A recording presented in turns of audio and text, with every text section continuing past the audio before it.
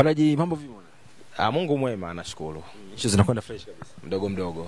Wanasema aste aste. Ndio. Bwana, leo Simba katia fora bana tena. Hajatokea kwenye place. Tunaona Young Africans wameweza kutokea, wamezungumza. Simba mnyama hajaonekana. Vipi hii? Labda wenda msimamo wake aliosema tofauti na tarehe 15 hatotia mguu uwanjani ikatimia. Simba ni kama wenyewe kwa wenyewe wanavutana na wanapishana, wameshindwa kuwa na kauli moja.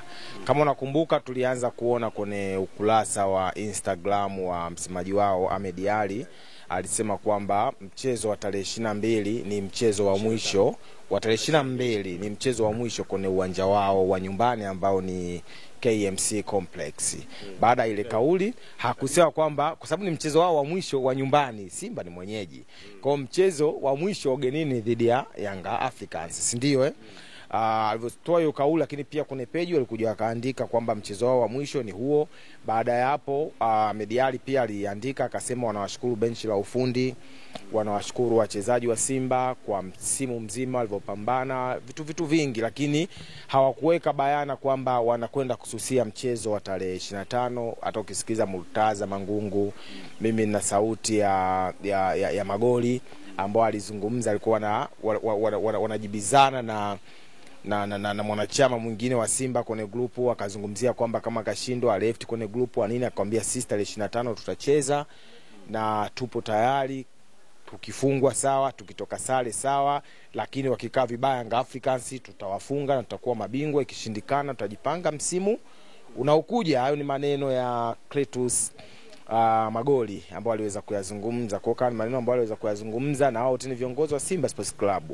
Lakini kuna maandiko ya muda alikuwa anaelezea kwa nini Ikulu pale Chamwino Dodoma walioalikwa kwenda kuzungumza na Mheshimiwa Rais wa Jamhuri ya Muungano wa Tanzania Daktari Samia Suluhu Hassan. Alikwenda Murtaza Mangungu, alienda Sano, akaenda pia mzee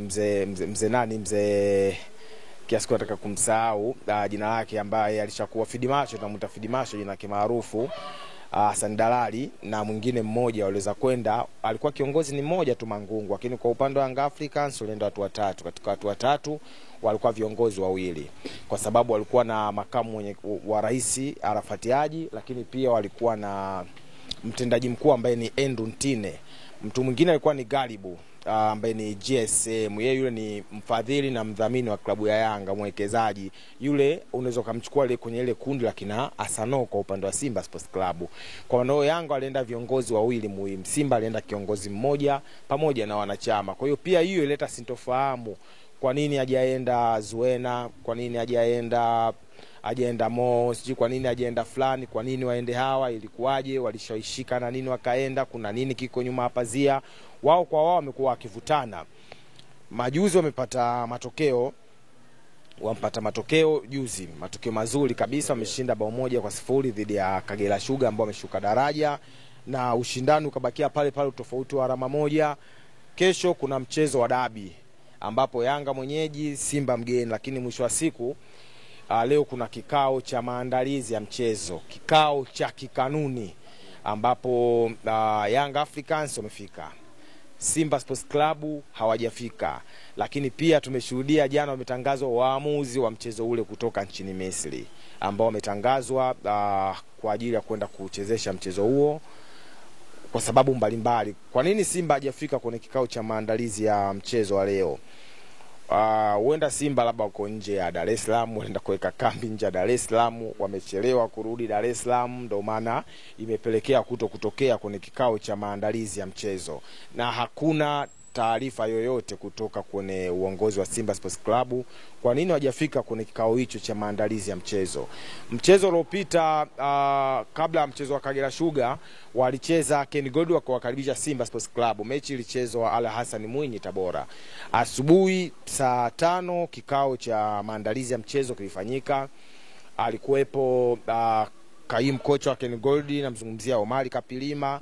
Pia alikuwepo mchezaji wa Ken Gold Oblay Chola Chilwa, alizungumza. Upande wa Simba Sports Club hawakutokea kwenye kile kikao cha maandalizi ya mechi, lakini saa 10 kamili jioni pale kwenye uwanja wa Al Hassan Mwinyi, ambapo timu mgeni ndio wanafanya mazoezi kwenye uwanja ule ambao ni Simba Sports Club. Walifanya kikao cha maandalizi ya mechi, yani kwamba walizungumza na waandishi wa habari. Alizungumza Suleiman Abdalla Matora ambaye ni kocha msaidizi, pia alizungumza Awesu ambaye ni mchezaji. Walizungumza huenda Simba waliomba udhuru kwamba tutachelewa kufika, lakini tukifika tutafata taratibu zinavyosema, tutazungumza na waandishi wa habari. Simba akafanya hivyo. Leo Simba hawajatokea kwenye kikao cha maandalizi ya mechi ambapo wanacheza na Young Africans ambao ni maasimu. Tunafahamu scenario iliyokuwepo tarehe 8 mwezi wa 3. Simba walikataa kucheza ule mchezo kwamba wamefanywa vurugu kwenye siku moja kuelekea mchezo. Kama itoshi, mechi ikapangwa tarehe 15 mwezi huu, mechi ikavunjwa. Hakuna aliyefika uwanjani kwa sababu mechi ilikuvunjwa na bodi ya ligi. Imepangiwa tarehe ambayo ni kesho tarehe 25. Simba hawajafika kwenye kikao cha maandalizi ya mechi. Wanaweza wasifike kwenye kikao cha maandalizi ya mechi, lakini kesho kwenye mechi wakafika.